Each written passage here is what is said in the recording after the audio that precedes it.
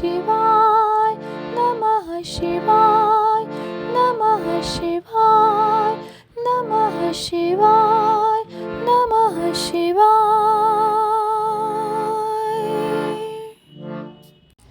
काल भैरव का महात्म्य विश्वानर की तपस्या और शिव जी का प्रसन्न होकर उनकी पत्नी शुचिष्मति के गर्भ से उनके पुत्र रूप में प्रकट होने का उन्हें वरदान देना। तदनंतर भगवान शंकर के भैरवावतार का वर्णन करके नंदीश्वर ने कहा, महामुने, परमेश्वर शिव उत्तमोत्तम लीलाएं रचने वाले तथा सत्पुरुषों के प्रेमी हैं।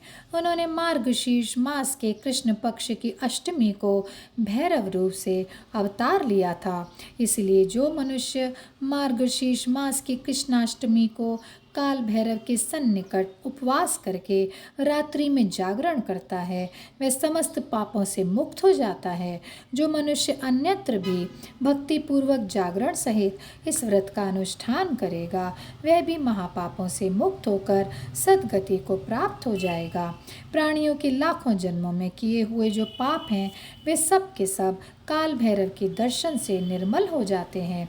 जो मूर्ख काल भैरव के भक्तों का अनिष्ट करता है, वह इस जन्म में दुख भोगकर पुनः दुर्गति को प्राप्त होता है। जो लोग विश्वनाथ के तो भक्त हैं, परंतु काल भैरव की भक्ति नहीं करते, उन्हें महान दुख की प्राप्ति होती है। काशी में तो इसका विशेष प्रभाव पड़ता है। जो मनुष्य वाराणसी में निवास करके काल भैरव का भजन नहीं करता, उसके पाप शुक्ल पक्ष के चंद्रमा की भांति बढ़ते रहते हैं। जो काशी में प्रत्येक भौमवार की कृष्णाष्टमी के दिन कालराज का भजन पूजन नहीं करता, उसका पुण्य कृष्ण पक्ष के चंद्रमा के समान क्षीण हो जाता है। तदनंतर नंदीश्वर ने वीरभद्र तथा शर्भावतार का वृत्तांत सुनाकर कहा, ब्रह्मपुत्र, भगवान शिव जिस प्रकार प्रसन्न होकर विश्वानर मुनि के घर अवतीर्ण हुए थे, शशि मौली के उस चरित्र को तुम प्रेम पूर्वक श्रवण करो। उस समय वे तेज की निधि अग्नि रूप सर्वात्मा परम प्रभु शिव अग्निलोक के अधिपति रूप से गृहपति नाम से अवतीर्ण हुए थे। पूर्व काल की बात है, नर्मदा के रमणीय तट पर नर्मपुर नाम का एक नगर था। उसी नगर में विश्वानर नाम के एक मुनि निवास करते थे। उनका जन्म शांडिल्य गोत्र में हुआ था। वे परम पावन पुण्यात्मा, शिव भक्त, ब्रह्म तेज के निधि और जितेंद्रिय थे। ब्रह्मचर्याश्रम में उनकी बड़ी निष्ठा थी। वे सदा ब्रह्म यज्ञ में तत्पर रहते थे। फिर उन्होंने शुचिष्मति नाम की एक सद्गुणवती कन्या से विवाह कर लिया और वे ब्राह्मणोचित कर्म करते हुए देवता तथा पितरों को प्रिय लगने वाला जीवन बिताने लगे। इस प्रकार जब बहुत सा समय व्यतीत हो गया, तब उन ब्राह्मण की भार्या शुचिष्मति, जो उत्तम व्रत का पालन करने वाली थी, अपने पति से बोली, प्राणनाथ, स्त्रियों के योग्य जितने आनंदप्रद भोग हैं, उन सबको मैंने आपकी कृपा से आपके साथ रहकर भोग लिया, परंतु नाथ, मेरे हृदय में एक लालसा चिरकाल से वर्तमान है और वे गृहस्थों के लिए उचित भी है। उसे आप पूर्ण करने की कृपा करें। स्वामिन, यदि मैं वर पाने के योग्य हूँ और आप मुझे वर देना चाहते हैं, तो मुझे महेश्वर सरी का पुत्र प्रदान कीजिए।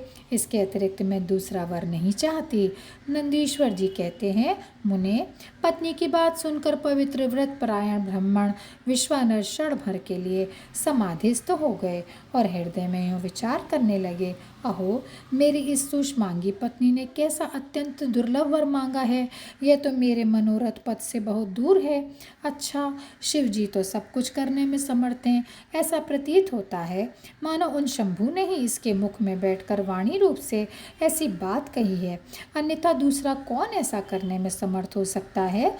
तदनंतर वे एक पत्नीव्रती मुनि विश्वानर पत्नी को आश्वासन देकर वाराणसी में गए और घोर तप के द्वारा भगवान शिव के वीरेश लिंग की आराधना की। इस प्रकार उन्होंने 1 वर्ष पर्यंत भक्तिपूर्वक उत्तम वीरेश लिंग की त्रिकाल अर्चना करते हुए अद्भुत तप किया। 13वां मास आने पर एक दिन वे द्विजवर प्रातःकाल त्रिपथगामिनी गंगा के जल में स्नान करके ज्यों ही वीरेश के निकट पहुँचे, त्यों ही उन तपोधन को उस लिंग के मध्य एक अष्टवर्षीय विभूति भूषित बालक दिखाई दिया। उस नग्न शिशु के नेत्र कानों तक फैले हुए थे, होठों पर गहरी लालिमा छाई हुई थी, मस्तक पर पीले रंग की सुंदर जटा सुशोभित थी और मुख पर हंसी खेल रही थी। वे शैशवोचित अलंकार और चिताभस्म धारण किए हुए था तथा अपनी लीला से हंसता हुआ श्रुति सूक्तों का पाठ कर रहा था। उस बालक को देखकर विश्वानर मुनि कृतार्थ हो गए और आनंद के कारण उनका शरीर रोमांचित हो उठा और बारंबार नमस्कार है यो उनका हृदयोद्गार फूट पड़ा। फिर वे अभिलाषा पूर्ण करने वाले 8 पद्मियों द्वारा बाल रूपधारी परमानंद स्वरूप शंभु का स्तवन करते हुए बोले। विश्वानर ने कहा, भगवान आप ही एकमात्र अद्वितीय ब्रह्मा हैं। यह सारा जगत आपका ही स्वरूप है। यहाँ अनेक कुछ भी नहीं है। यह बिल्कुल सत्य है कि एकमात्र रुद्र के अतिरिक्त दूसरे किसी की सत्ता नहीं है। इसलिए मैं आप महेश की शरण ग्रहण करता हूँ। शंभो आप ही सबके कर्ता हर्ता हैं तथा जैसे आत्मधर्म एक होते हुए भी अनेक रूप से दिखता है, उसी प्रकार आप भी एक रूप होकर नाना रूपों में व्याप्त हैं, फिर भी आप रूप रहित हैं। इसलिए आप ईश्वर के अतिरिक्त मैं किसी दूसरे की शरण नहीं ले सकता। जैसे रज्जु में सर्प, सीपी में चांदी और मृग मरीचिका में जल प्रवाह का भान मिथ्या है, उसी प्रकार जिसे जान लेने पर यह विश्व प्रपंच मिथ्या भासित होता है, उन महेश्वर की मैं शरण लेता हूँ। शंभो जल में जो शीतलता, अग्नि में दाहकता, सूर्य में गर्मी, चंद्रमा में आह्लादकारिता, पुष्प में गंध और दुग्ध में घी वर्तमान है, वे आपका ही स्वरूप है। अतः मैं आपके शरण हूँ।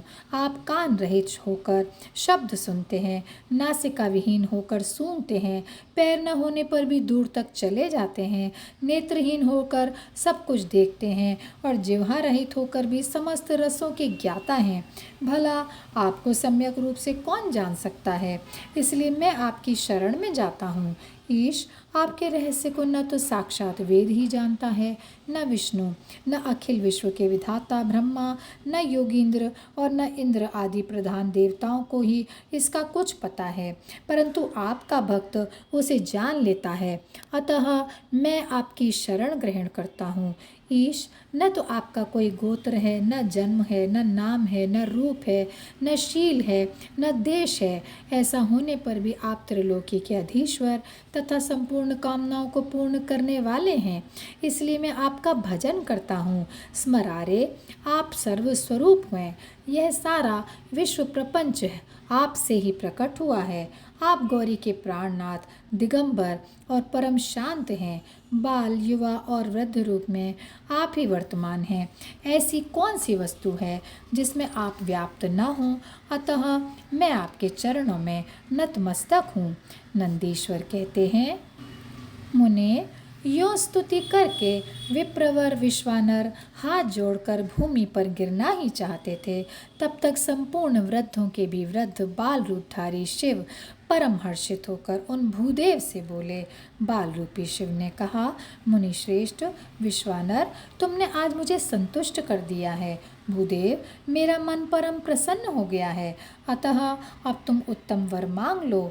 यह सुनकर मुनि श्रेष्ठ विश्वानर कृतकृत्य हो गए और उनका मन हर्षमग्न हो गया। तब वे उठकर बाल रूपधारी शंकर जी से बोले। विश्वानर ने कहा, प्रभावशाली महेश्वर, आप तो सर्वांतर्यामी, ऐश्वर्य संपन्न, सर्व तथा भक्तों को सब कुछ दे डालने वाले हैं। भला आप सर्वज्ञ से कौन सी बात छिपी है? फिर भी आप मुझे दीनता प्रकट करने वाली यांचा के प्रति आकृष्ट होने के लिए क्यों कह रहे हैं? महेशान, ऐसा जानकर आपकी जैसी इच्छा हो वैसा ही कीजिए। नंदीश्वर जी कहते हैं, मुने, पवित्र व्रत में तत्पर विश्वानर के उस वचन को सुनकर पावन शिशु रूपधारी महादेव हंसकर शुचि विश्वानर से बोले। शुचे, तुमने अपने हृदय में अपनी पत्नी शुचिष्मति के प्रति जो अभिलाषा कर रखी है, वह निस्संदेह थोड़े ही समय में पूर्ण हो जाएगी। महामते, मैं शुचिष्मति के गर्भ से तुम्हारा पुत्र होकर प्रकट होऊंगा। मेरा नाम गृहपति होगा। मैं परम पावन तथा समस्त देवताओं के लिए प्रिय होऊंगा। जो मनुष्य 1 वर्ष तक शिव जी के सन्निकट तुम्हारे द्वारा कथित इस पुण्य में अभिलाषक स्तोत्र का तीनों काल पाठ करेगा, उसकी सारी अभिलाषाएं यह पूर्ण कर देगा। इस स्तोत्र का पाठ पुत्र, पौत्र और धन का प्रदाता, सर्वथा शांतिकारक और सारी विपत्तियों का विनाशक, स्वर्ग और मोक्ष रूप संपत्ति का कर्ता तथा समस्त कामनाओं को पूर्ण करने वाला है। निस्संदेह यह अकेला ही समस्त स्तोत्रों के समान है। नंदीश्वर जी कहते हैं, मुने, इतना कहकर बाल रूपधारी शंभु, जो सत्पुरुषों की गति हैं, अंतर्ध्यान हो गए। तब विप्रवर विश्वानर भी प्रसन्न मन से अपने घर को लौट गए और यहीं पर यह अध्याय समाप्त होता है। ओम नमः शिवाय, ओम नमः शिवाय, ओम नमः शिवाय। ॐ नमः शिवाय। ॐ नमः शिवाय। ॐ नमः शिवाय। ॐ नमः शिवाय। ॐ नमः शिवाय। ॐ नमः शिवाय। नमः शिवाय। नमः शिवाय। नमः शिवाय।